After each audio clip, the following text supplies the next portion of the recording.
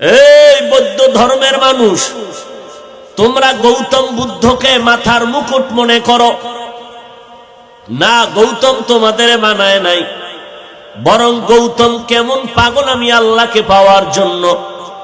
ঐতিহাসিকগণ লিখেছেন, বৌদ্ধ ধর্মের গুরু গৌতম বুদ্ধ পাহাড়ে গিয়া জঙ্গলের মধ্যে একটা মাটির জায়গায় বসে বসে আল্লাহ পাওয়ার সাধনা করত। এক জায়গায় বসে থাকার কারণে দীর্ঘ বছর গৌতমের মাজা এর নিচের অংশ উই পোকায় ধ্বংস করে ফেলেছিল। এই গৌতম আল্লাহকে পাওয়ার জন্য পাগল হয়ে গেল।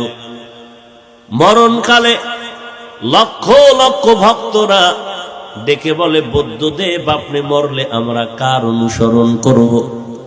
গৌতম বুদ্ধ বলে, মরার কালে কথা বলতে কষ্ট হয়, আমার সাকরাতের যন্ত্রণা শুরু, আমি মরে যাব, সহ্য করতে পারি না, শরীর কাঁপতেছে, কথা বলতে কষ্ট। তবে তোমাদের ভবিষ্যৎ আমি ঠিকানা দিয়া গেলাম।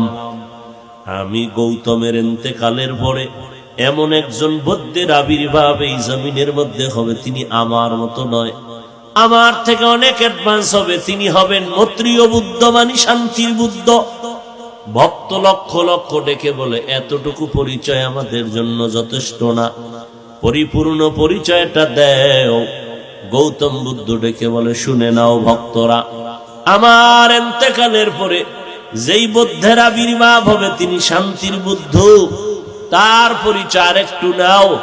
তার মায়ের নাম হবে আমেনা, বাবার নাম হবে আব্দুল্লাহ, তার নাম হবে মুহাম্মদ।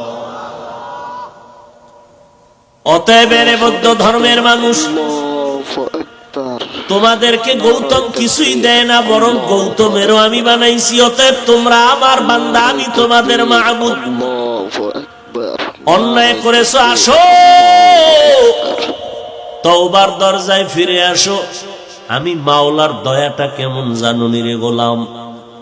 তুই জীবনের বালেগ হওয়ার পরে গুনাহ করা শুরু করেছো, একদিনে একটা, দুইটা, তিনটা করে ৬০-৭০ বছর পর্যন্ত গুনাহ করে করে বিশাল এক পাহাড় বানাইছো। আমি মাওলার পাওয়ার কেমন জানো? এক বিন্দু যদি তওবার দরজায় এসে 2 ফোঁটা চোখের পানি ছেড়ে দিতে পারো, তোর ৭০ বছরের গুনাহ আমি 1 সেকেন্ডে মাফ করে দিব। আতিনা ফি দারে দুনিয়া না হাসান, আতিনা ফি দারে উকবানা হাসান, ইয়া গিয়াসাল মুস্তাগীসি নাহদিনা লফতিখারা বিল উলুমে ওয়াল গিনা। হর গরিদে নেকো তু তৈয়ার হ্যায়, जो न मांगे उससे तू बेजार है। এরে আল্লাহর বান্দা, আল্লাহ মায়া দয়াটারে ভাগ করছেন 100% মায়া দয়া আল্লাহ দুনিয়ায় দিয়ে দিলেন, 99% আমার আল্লাহ কুদরতে জমা রাখলেন। 1% মোহাব্বত আর মায়া মানুষকে এককভাবে দেন না, দুনিয়ার সব মাখলুকতের প্রাণীদের মধ্যে মিলায় দিয়ে দিছেন ভাগ ভাগ করে। নদীর মাছ কিছু পাইয়া বাচ্চা নিয়ে ঘুরে, বাচ্চারে আলাদা ছেড়ে দেয় না, মোহাব্বত দয়া।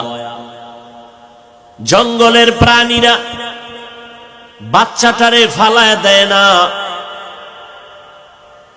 ওই 1% কিছু মায়া পেয়েছে মানুষ, এজন্য ভাই ভাইয়ের জন্য জীবন দেয়, মা বাবার জন্য সন্তান জীবন দেয়, মা বাবা সন্তানের জন্য জীবনকে উৎসর্গ করে দেয়।